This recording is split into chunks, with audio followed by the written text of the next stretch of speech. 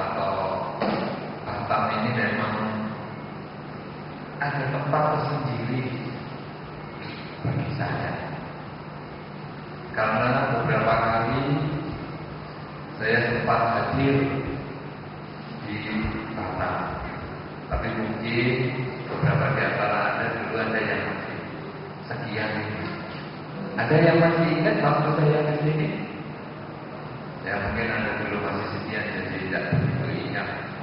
Karena kebetulan karena baik saya masih kurang untuk bisa sering ke sini. Ya, tetapi dalam acara peresmian wihara yang demikian bagus, saya kebetulan karena baiknya mendukung sehingga bisa tiba di tempat ini dan berjumpa dengan Anda semua. Walaupun saya jarang berkunjung, tetapi berita-berita perkembangan agama Buddha maupun pembangunan wihara di Batam ini selalu saya ikuti. Karena dipilih, wah beritanya lengkap. Ini jasanya Pak Suwarnonya atau Suwarno yang rajin sekali. Wah beritanya panjang-panjang. Sampai saking tertariknya saya kadang melihat blognya juga, sehingga saya lihat di blognya, oh lebih jelas, foto-fotonya masih banyak. Karena itu tentu yang pertama harus mengucapkan selamat kepada Anda semua umat Buddha yang sudah mulai hari ini mempunyai tempat yang demikian bagus. Tempat ini jauh lebih indah daripada yang bisa difoto. Karena kalau saya biasanya lihat di foto biasa-biasa, tapi begitu lihat tempatnya, wah ini luar biasa. Satu kebahagiaan bagi kita manusia mempunyai tempat yang cukup bagus seperti ini. Saudara-saudara, tema kita hari ini adalah tentang jodoh, nasib, dan karma. Sebelum saya menjelaskan, saya mau tanya dulu kepada Anda. Menurut Anda, jodoh itu apa? Coba, menurut Anda, jodoh itu apa? Berbahaya. Ya. Ada yang positif jadi sukarelawan. Apa itu jodoh? Saya tidak. Jodoh maka nama tempat. Karena saya dari airport, kalau belok kiri, jodoh. Ini apa dibahas kalau jadi nama tempat? Coba, siapa? Kira-kira saya upload Anda. Masa orang ini nggak tahu apa yang namanya jodoh? Izin pada saya yang samperin. Boleh sudah keluarga? Udah. Nah, coba jodoh dulu. Hah? Jodoh nggak harus bisa sama keluarga. Anda sebagian ada sama anak kecil. Ya. Yang anak depan ini juga boleh. Jodoh sebelahnya mulia. Oh ya, jodoh sebelahnya mulia. Nama budaya. Budaya. Kita ceritakan dan Dewa di sini. Mungkin hari ini ada contoh bahasa Dewa, jadi hari ini kita bertemu sama Dewa. Nah itu contoh. Tapi sekarang jodoh itu apa gitu? Jodoh. Tidak tahu. Oke. Tidak masalah.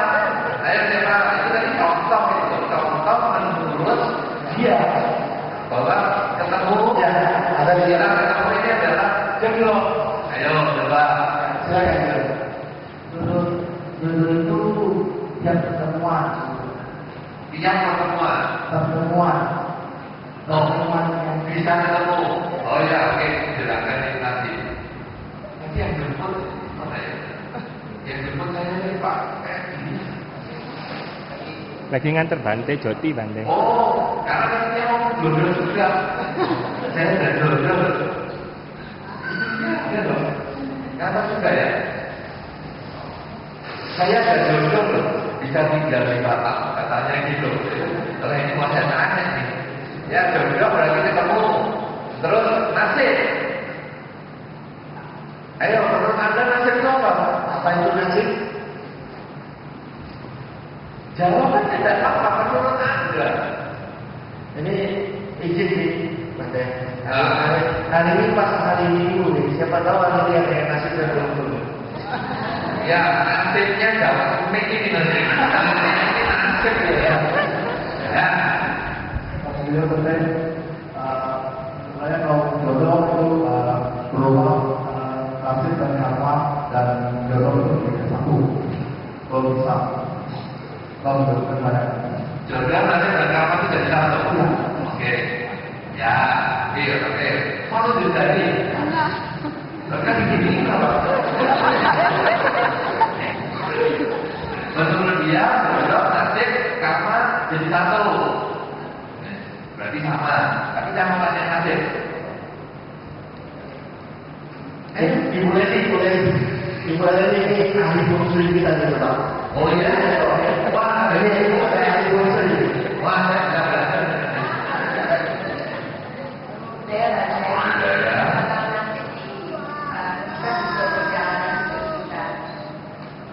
Nasib adalah perjalanan hidup. oke. Dari fungsi kita ya. Oke. Kalau jodoh, Good. Mau jawab juga jodohnya? Oke. Kalau jodoh nanti pertemuan, kalau nasib dalam hidup masih ada yang tahu karma? Ada yang mau mencoba menjawab karma itu apa? Rupanya pada yang malu-malu ya, tidak ada bagian saya tidak jawab. Saudara-saudara, memang sepintas judulnya tadi seperti yang dikatakan saudara kita yang di sana, jodoh sama dengan nasib sama dengan karma. Sepintas memang kedengarannya sama, tapi sebetulnya tidak sama. Kalau kita belajar ajaran Sang Buddha, istilah jodoh, istilah nasib itu tidak pernah dikenal. Kita di dalam Dharma hanya mengenal yang disebut dengan karma.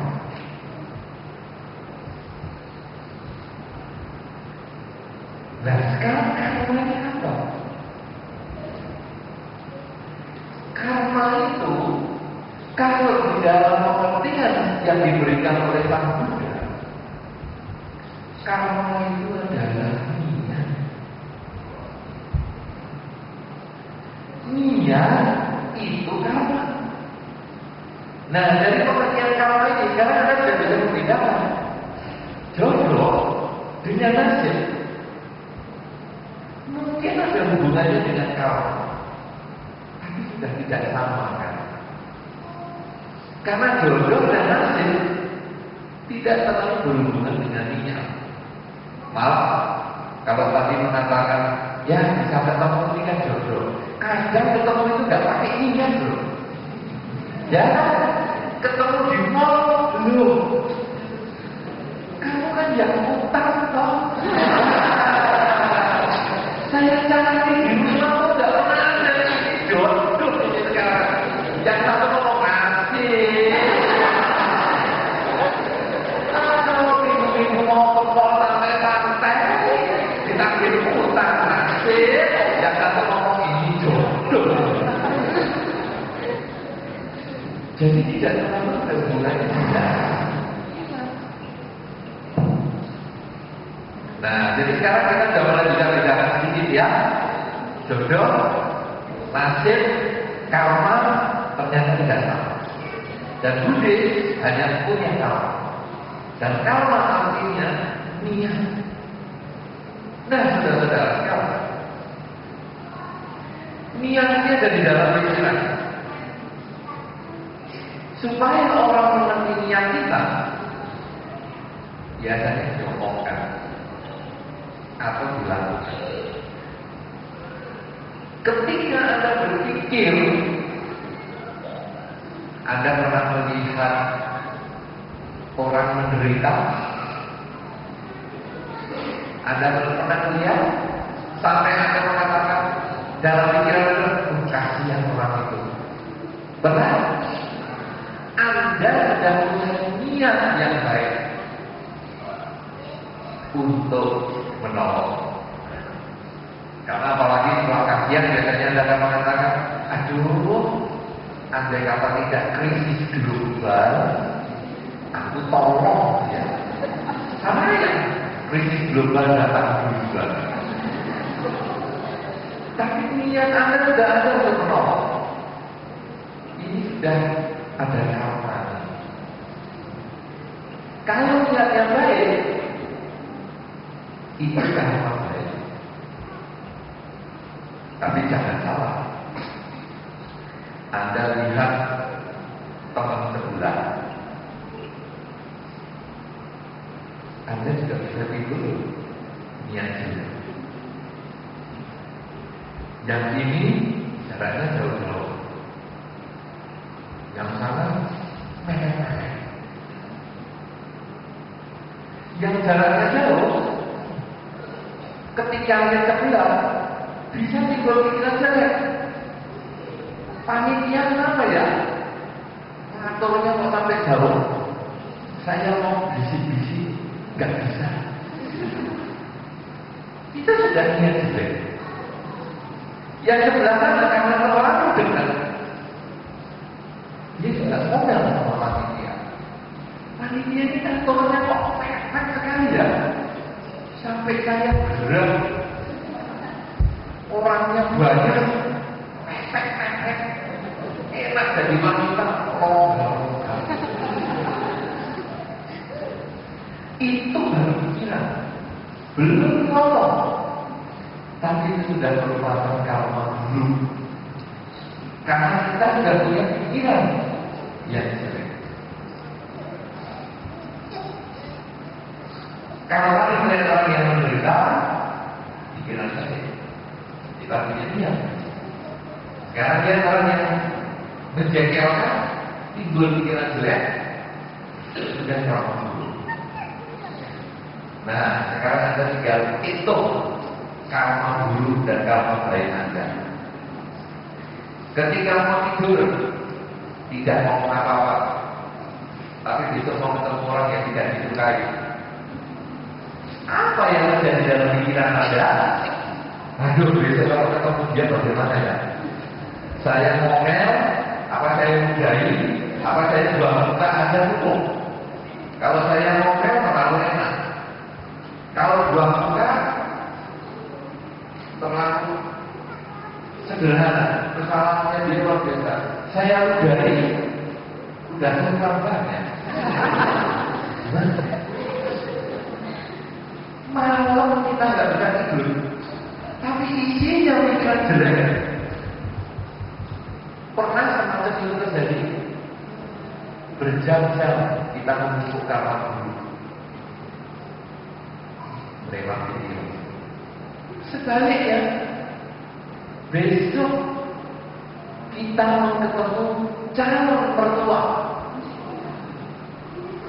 Wah, semalam untuk nggak bisa tidur, mikirin calon mertua ini sebenarnya apa ya? Besok aku belikan apa ya? Besok kalau aku begini, seneng nggak ya? Karena kalau aku membelikan sesuatu kan biaya, krisis global. Kan berarti anggaran untuk calon mertua sudah lebih kurang. Dipijiti aja lah, gratis. Dipijiti bagian mana ya? Bagian kepala. Nanti saya dikira nggak sopan. Bagian kaki, nah kakinya untuk airnya banyak.